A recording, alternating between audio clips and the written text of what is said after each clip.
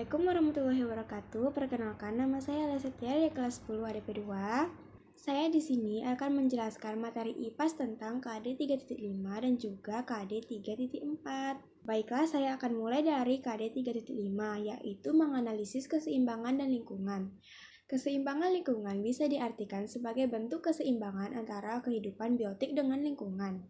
Keseimbangan lingkungan merujuk pada keadaan di mana komponen-komponen ekosistem berfungsi secara harmonis, memungkinkan keberlanjutan kehidupan sebagai organisme di dalamnya. Untuk menganalisis keseimbangan lingkungan, beberapa faktor kunci perlu dipertimbangkan, yaitu titik keanekaragaman hayati, yaitu keberagaman spesies tumbuhan, hewan, dan mikroorganisme.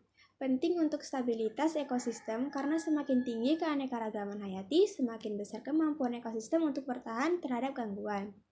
Yang kedua, rantai makanan, yaitu hubungan antara produsen dan konsumen, dan juga dekomposer harus seimbang, karena gangguan dalam rantai makanan dapat mengganggu keseimbangan ekosistem. Yang ketiga adalah siklus biogeokimia, yaitu proses siklus karbon, nitrogen, dan air harus berfungsi dengan baik karena gangguan dalam siklus ini dapat menyebabkan perubahan iklim dan kerusakan lingkungan lainnya.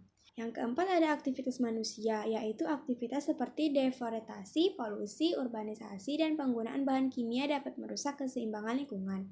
Maka dari itu penting untuk memantau dan mengelola dampak aktivitas manusia.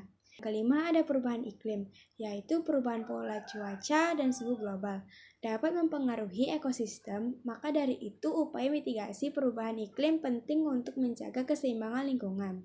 Itu materi KD 3.5. Sekarang saya akan menjelaskan materi KD 4.5 yang berjudul merumuskan upaya dalam menjaga keseimbangan lingkungan kerja. 1. Menciptakan komunikasi yang efektif. Contohnya, membuka saluran komunikasi yang terbuka dan jujur antara manajemen dan karyawan. Yang kedua, mendorong kerjasama tim. Contohnya, memberikan proyek kelompok yang mendorong kolaborasi. Yang ketiga, menerapkan kebijakan dan kesehatan dan keselamatan. Contohnya, memastikan tempat kerja aman dengan mengikuti standar kesehatan dan keseimbangan. Yang keempat, mengatur beban kerja dengan baik. Contohnya, menyusun jadwal kerja dengan adil dan realistis. Yang kelima, menyediakan fasilitas yang memadai.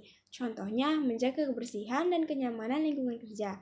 Yang keenam, mengelola stres dengan baik. Contohnya, menyediakan program kesehatan mental dan konseling bagi karyawan. Yang ketujuh, mengimplementasikan kebiasaan ramah lingkungan. Contohnya, menerapkan kebiasaan hemat energi di tempat kerja. Dengan menerapkan upaya ini, lingkungan kerja yang seimbang dan harmonis dapat tercipta yang pada akhirnya akan meningkatkan produktivitas dan kesejahteraan.